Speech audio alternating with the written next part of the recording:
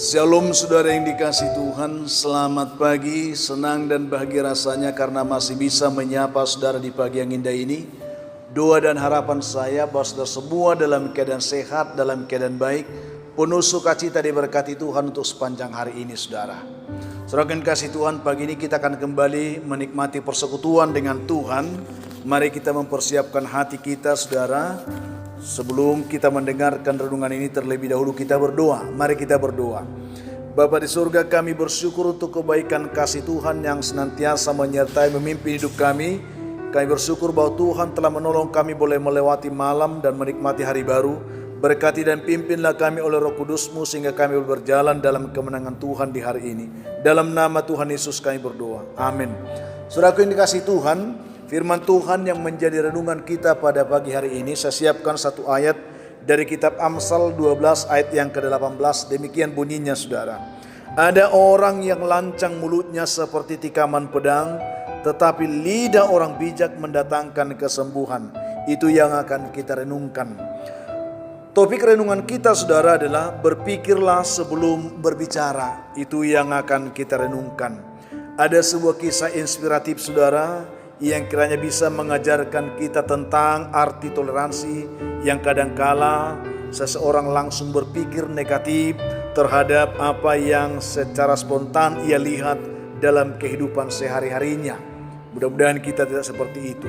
Di sebuah gerbong kereta api yang penuh dengan penumpang, ada seorang pemuda yang kira-kira berusia 24 tahun saudara.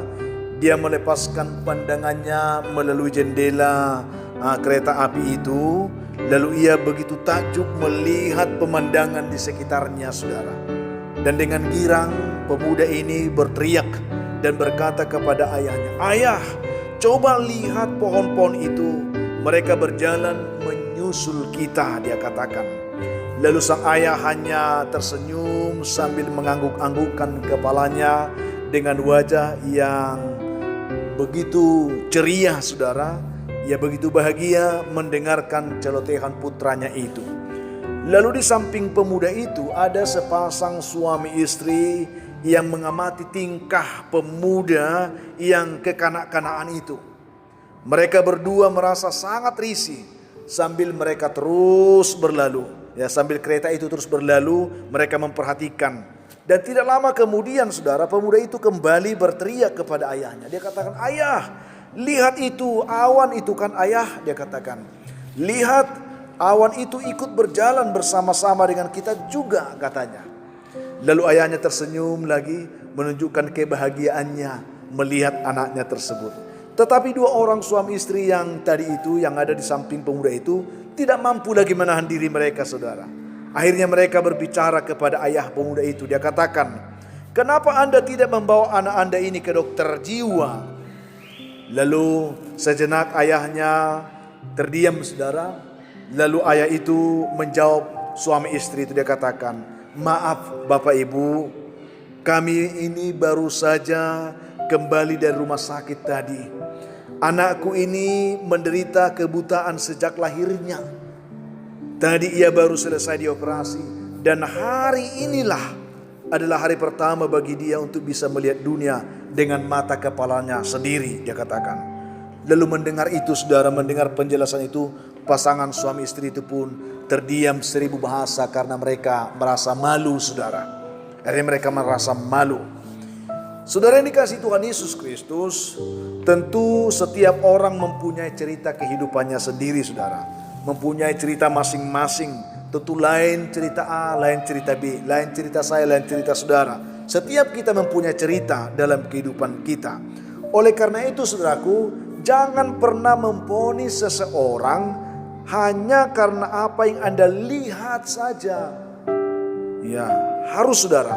Barangkali ya apa yang kita lihat itu, bila kita mengetahui kondisi yang sebenarnya, mungkin kita akan berkata lain, atau mungkin kita akan tercengang melihat keadaan mereka. Maka sebelum berbicara perlu kita berpikir, ya, dipikirkan dulu, diperhatikan dulu, ditimbang dulu. Apalagi berbicara tentang orang lain yang belum jelas kita tahu persoalan yang dihadapinya. Ini penting saudara. Saudara yang dikasihi Tuhan, dalam hidup ini bukan soal apa yang kita pikirkan tentang setiap hal yang tampak jelek di mata kita. Sebab ada satu sisi dalam kehidupan kita yang tidak bisa kita lihat oleh mata. Saat itulah kita harus belajar berpikir sebelum berbicara. Yang kita lihat itu hanya dari satu sisi. Masih banyak sisi lain yang perlu kita perhatikan, yang perlu kita lihat untuk melihat sesuatu, untuk melihat seseorang. Supaya kita perlu berpikir, saudara, sebelum berbicara. Jika tidak demikian, akhirnya nanti kita akan dipermalukan oleh diri kita sendiri.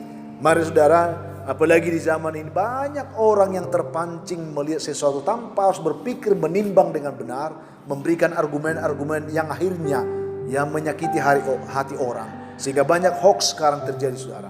Tapi marilah kita sebagai anak Tuhan, firman Tuhan yang kita baca tadi berkata, ada orang yang lancang mulutnya seperti tikaman pedang, tetapi lidah orang bijak mendatangkan kesembuhan. Mari saudara, marilah bijak dalam berkata-kata, bijak mempergunakan mulut kita selalu menyembuhkan, memulihkan, mengangkat, menyemangati, meneguhkan iman.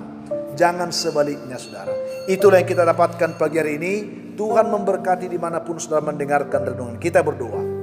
Bapa di surga, kami bersyukur untuk kebaikan-Mu yang telah menyapa kami kembali pagi ini. Berkatilah setiap kami umat yang mendengarkannya, supaya kami tertuntun menjadi pribadi-pribadi yang bijak, terkhusus dalam mempergunakan mulut kami berbicara.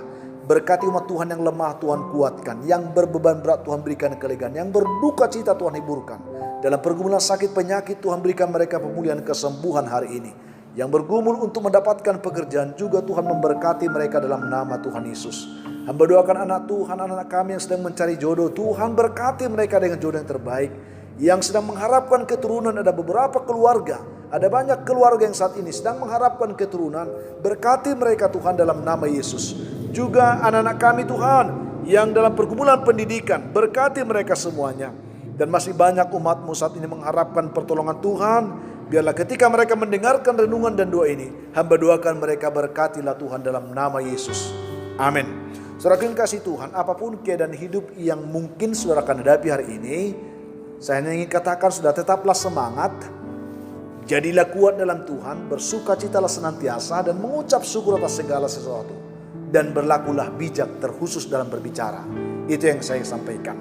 Kalau saudara mempunyai beban pergumulan hidup yang berat dan saudara rindu didoakan, hubungi kami saudara di nomor telepon yang tertera di layar saudara.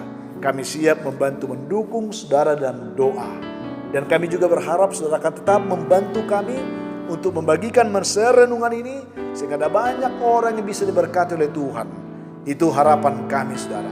Akhirnya saya Pendeta Linti Dongoran, Pendeta GKPI Jemaat Khusus Horisan Medan, menyampaikan sampai jumpa di kesempatan lain. Tuhan memberkati saudara. Shalom.